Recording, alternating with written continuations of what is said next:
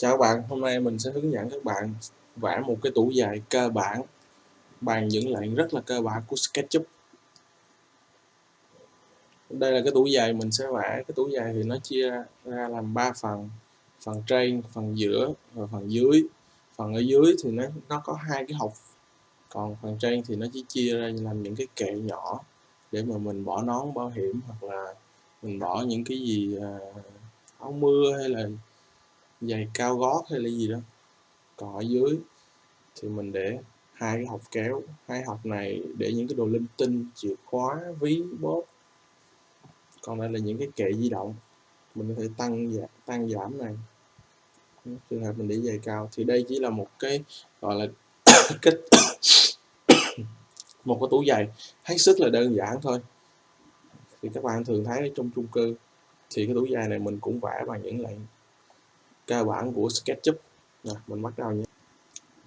Đầu tiên là mình phải tạo hệ lưới. Mình tạo hệ lưới bằng cái công cụ này.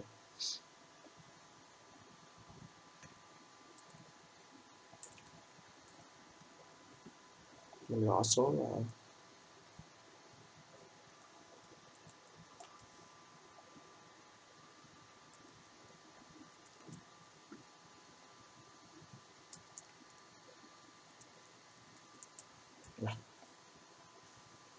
Cái tủ giày này mình sẽ sử dụng ván 17 ly nha các bạn. Mình vẽ đúng như kỹ thuật sản xuất nha.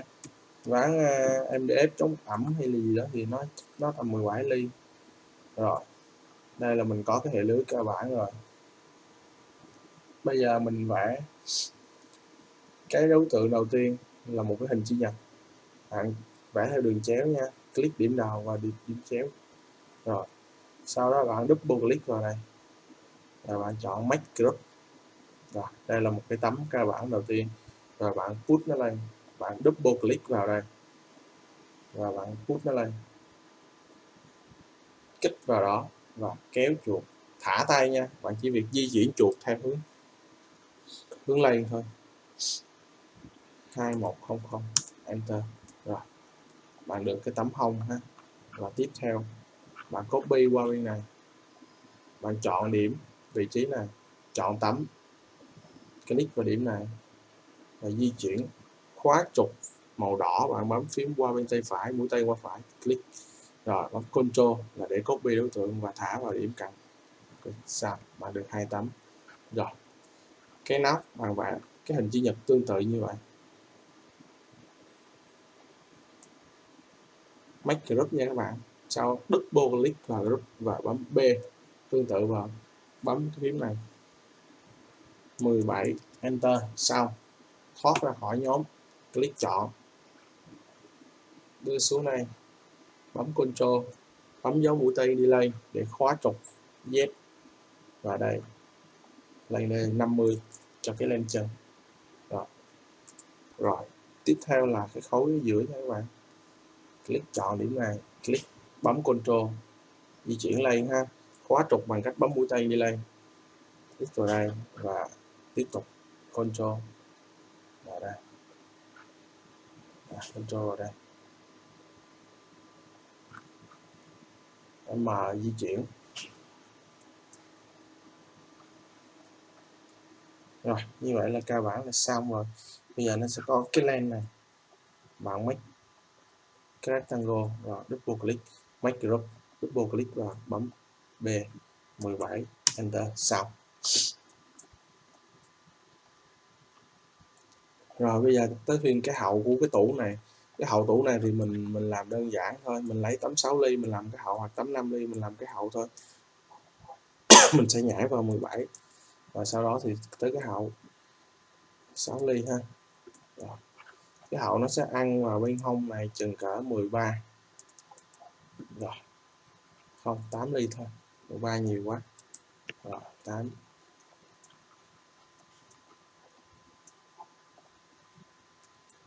Xong. Các bạn vẽ một cái hình chữ nhật. Đó, vẽ cái tiết diện ra. Click vào đây. Click điểm đầu và cái điểm chéo là cuối. Rồi. Đây là cái đường nguyên sinh nha các bạn. Các bạn double click nó và make group thì nó tạo thành một cái nhóm.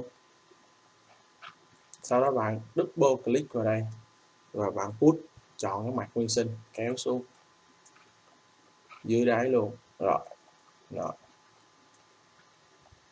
mấy tấm này nó đang bị cắt cái hậu này nha, mình lựa chọn nó nè. Rồi. Mình scale nó, các bạn học tiếp là scale tiếp. Rồi. Xong.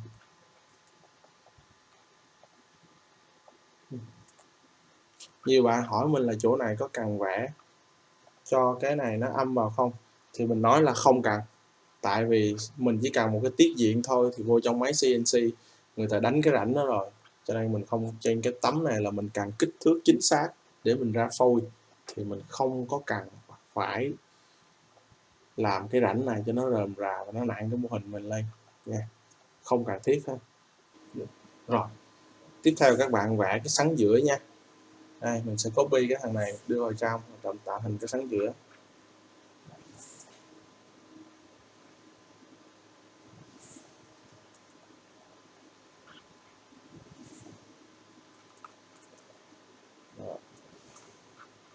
Mà scale cho nó nhỏ xuống thôi. Đây, nó chỉ tới đây thôi. Rồi đương nhiên là nó không có ăn cái hậu. Rồi tương tự mình copy lên trên, scale nó xuống.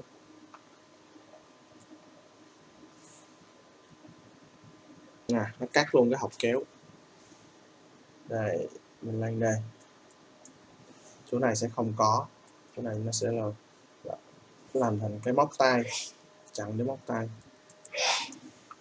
chừng cả 50 thôi, 60 đi cũng được, 60 mình scale nó lại.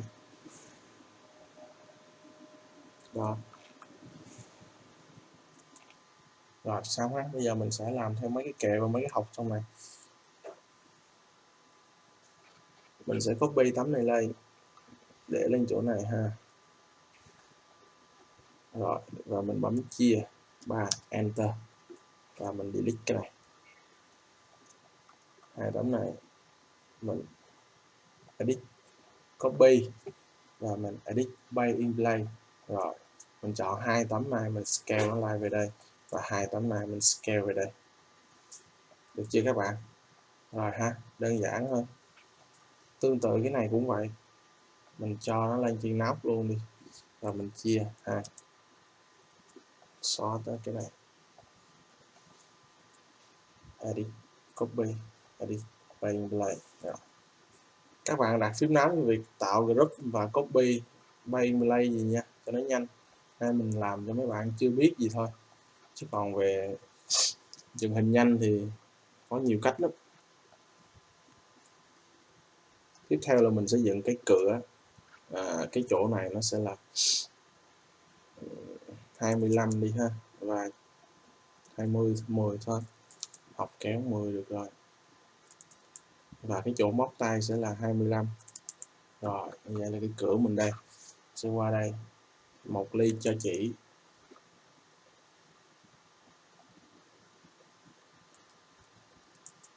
Rồi giữa hai cánh cửa là hở 2 ly hoàn thiện nha các bạn, như vậy là chỗ này nó sẽ 4 ly.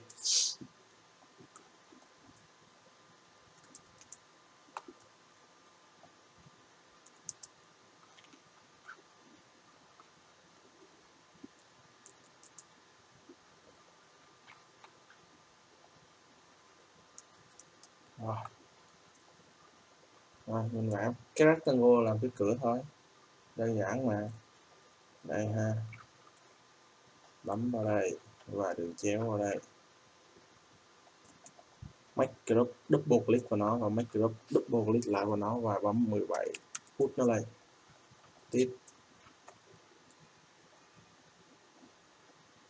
thở ra 4 ly, dán chỉ thì nó thở còn 2 ly ha. Tiếp theo sao? Rồi dễ không các bạn? Cực kỳ đơn giản. Rồi mình cầm cánh cửa này lên thôi, bấm nút lên Ctrl ha, bật tắt Ctrl để copy đối tượng ha, bấm nút lên để khóa trục theo trục Z, xuống này 1 ly. Rồi chỗ này scale nha các bạn, scale lên tới trên này, nhưng mà nhớ ha, cánh cửa chỗ này nó sẽ bị vắt xéo và mình không có muốn thấy cái đường ở dưới này, mình cho nó xuống 13 ly nữa, scale nó xuống này. Rồi các bạn nhìn này, đó, lát nữa mình sẽ vắt xéo cái chỗ này mình sẽ vắt xéo. Rồi tương tự đối với cái học mình cũng copy 3 tấm này lên, hoặc là 2 tấm thôi, copy 2 tấm thôi ha. Rồi mình sẽ di chuyển đồng thời nhân bản đó, bấm Ctrl kéo lên đây, di chuyển bất kỳ ha, bấm nút lên để khóa trục, rồi neo vào đây, click và bấm scale đây, bấm chiếc K để nó hiện ra mấy cái đường ẩn là rồi. Tại vì lúc nãy mình xác định cái lưới rồi thì nó đây rồi, và cái tấm này mình scale ra ngoài, nó là một cái mặt học, click rồi xóa đi những cái linh tinh ha. Rồi các bạn nhìn thấy là mình vừa hoàn thành được cái tủ giày. Mình vừa làm vừa nói thì nó hơi mất thời gian, nó mất 11 phút để xong cái tủ giày này, nhưng mà trong thực tế cái tủ này mình vẽ chưa tới 5 phút rồi các bạn. Có rất là nhiều cách dựng hình nhanh. Cách này là chỉ là dành cho căn bản thôi. Đây. Sau đây mình sẽ ẩn đi hết mấy cánh cửa ha các bạn, hidden hay. Mình đặt phím nắm vào F2. Click. Các bạn nhìn thấy chỗ này nè. Nó chưa được khắc. Mình muốn làm bằng CNC luôn thì chỗ này mình sẽ khắc bằng cách nào? Mình chọn tiết diện giao nhau ha. Chọn tấm này. Bấm vào đây nè. Tiết diện giao nhau ha. Double click. Rồi các bạn nhìn thấy sau khi mình double click vào là nó hiện ra liền cái đây nè, và mình ok thôi. Rồi mình ẩn cái này đi. Rồi nhìn nè.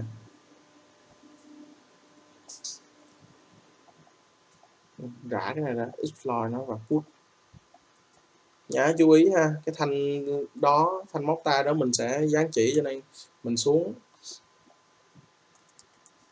1 ly và lên 1 ly để cho khi mà dán chỉ nó xong thì nó không có bị cắn.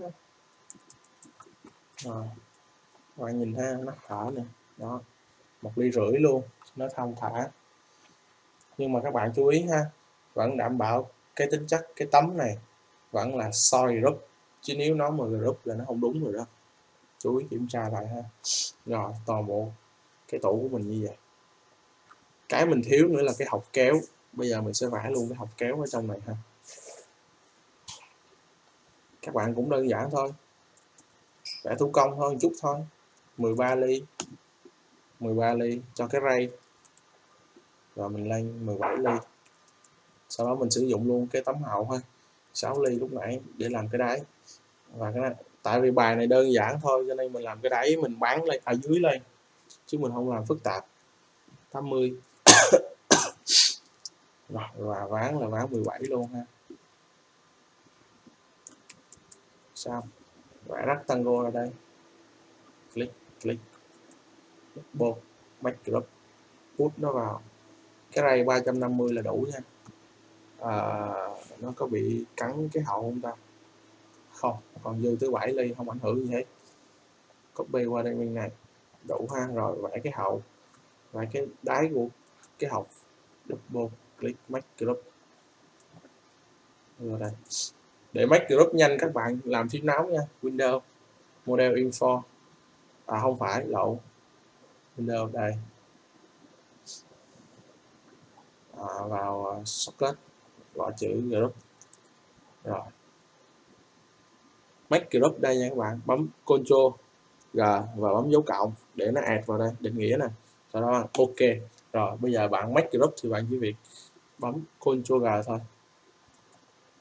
Đó, mình double click Ctrl G và double click put nó lên 17, enter xong. Đó. Đơn giản vậy thôi các bạn. Click make group. Rồi di chuyển nó qua, nhưng mà bấm chỗ này khóa trục này, trục màu đỏ, xong di chuyển nó qua đây. Mình sẽ làm thêm cái neo nữa cho nó dễ. 13. Rồi cái này kéo qua đây, nó là 300. thằng này scale hai nó đi, hút thằng này qua 300, xong cái học. Ok, quá hoàn hảo.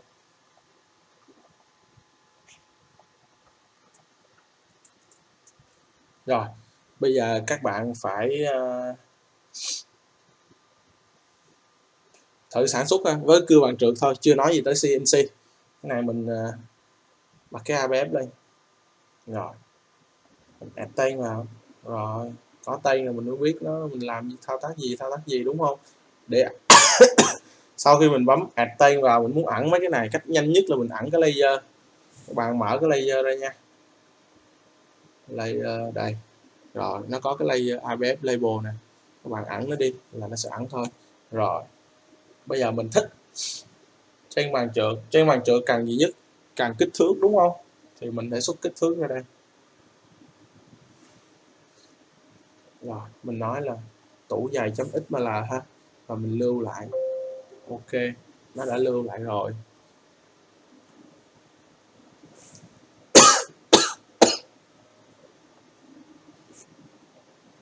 Các bạn mở nó ra bằng Excel, open with Excel. Rồi nó có chiều văn gỗ nha các bạn, kích thước nha, và nó có tên của từng tấm. Bây giờ mình coi thử tấm 18 nè, đó nó là cái cửa nè. Còn một cách khác nữa là các bạn đặt tên rõ ràng trực quan cho chi tiết luôn. Theo mình thấy là nên đặt tên rõ cho chi tiết. Ví dụ như tấm này ha, mình sẽ đặt tên cho nó là hông,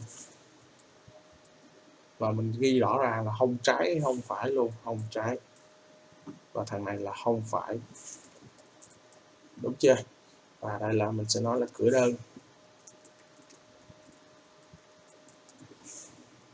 nó ở trên mình ghi là trên luôn,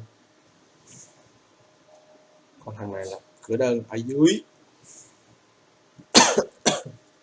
Để cho đỡ rườm rà mình xóa, mình delete cái layer này nha, xóa không giữ lại nội dung đấy nha, xóa nội dung luôn. Rồi, ok, mất rồi đó. Này mình sẽ đặt là cửa đôi. Rồi, nhưng mà ở trên thì ở dưới thì mình đặt ra dưới. Rồi hai thằng này thì ở trên, sửa lại trên. Xong thằng này có tên rồi nè, có tên rồi. Hai này mình đặt là mặt học lớn, mình đặt luôn mặt học đi, nhỏ lớn. Nhỏ lớn thì trái phải gì đó tùy mình thôi. Mình nói là kệ chết ha, kệ chết trên,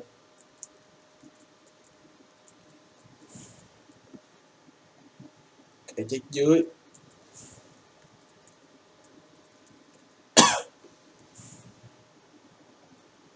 Đây mình nói là nó là cái len móc tay đi.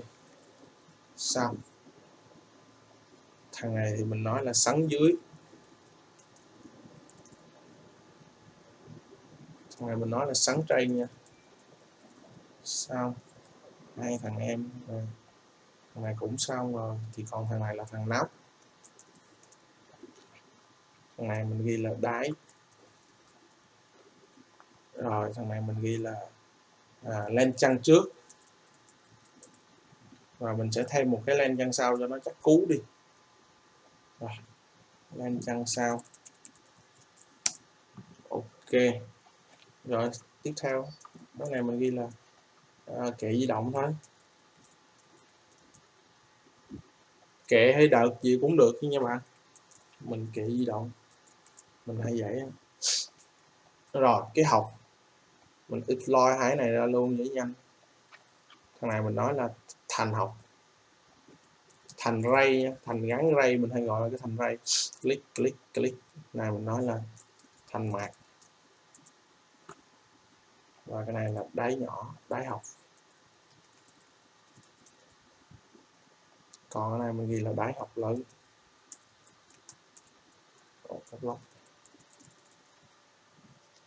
Sai dính tải rồi. Rồi ok, ổn chưa ta, còn cái đáy nữa, cái hậu nữa. Rồi ok, hậu xong. Rồi tên thử đi, click sao quá đầy đủ.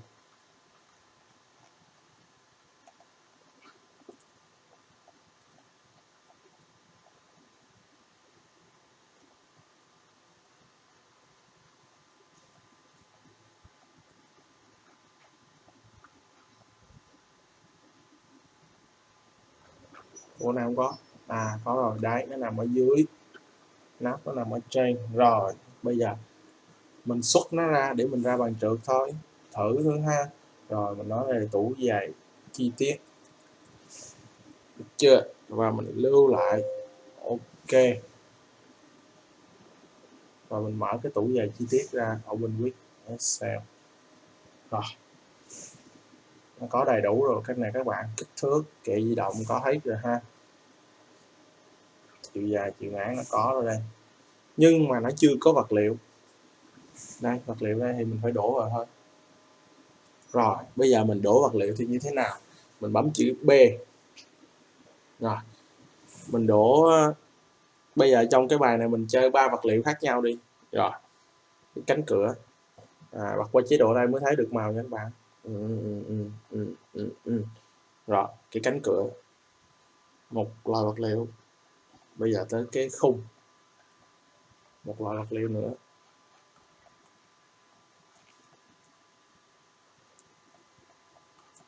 Đây mình đổ từng tấm cho các bạn dễ coi thôi nha, chứ thường là mình hay chọn nhiều tấm mình đổ một lần chứ mình ít có khi làm vậy lắm, nó hơi chuối nhưng mà thôi, cơ bản mà, nhiều bạn nào biết rồi thì bỏ qua ha. Rồi mình có 3 loại vật liệu hết. Rồi để dễ phân biệt thì mình đặt tên luôn đây, rồi đặt in model. Rồi mới dọn rác. Còn đây mình nói là B đi, vật liệu đây 17 mm, 388, 17 mm, 101, G đi. Rồi còn tấm này là 6 mm, 101, G luôn cho nó báo.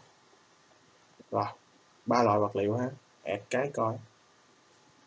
Rồi xuất lại cái nữa coi. Tủ giày đây mình nói là có vật liệu đầy đủ ha.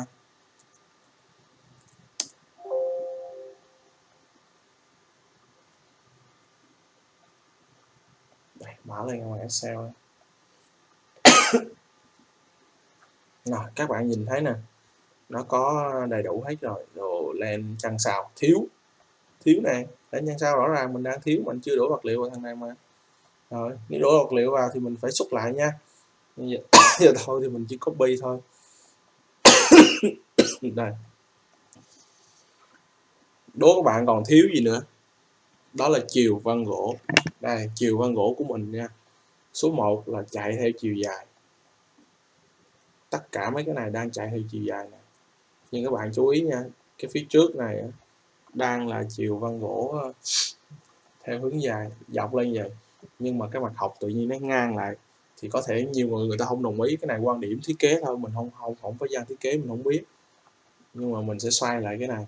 Thì vân gỗ này mình muốn xoay lại như thế nào thì mình chọn công cụ đây nha, chỉnh sửa tên, click vào đây và mình quay, click vào đây quay. Đó thì bây giờ nè, chiều vân gỗ chạy theo chiều ngắn, chiều cạnh ngắn. Rồi thì mình thử ha, và mình xuất lại một cái bảng mới, mình nói là tủ dài có vân gỗ luôn, và mình lưu nó lại. Bây giờ thì mình mở nó ra lại thử coi.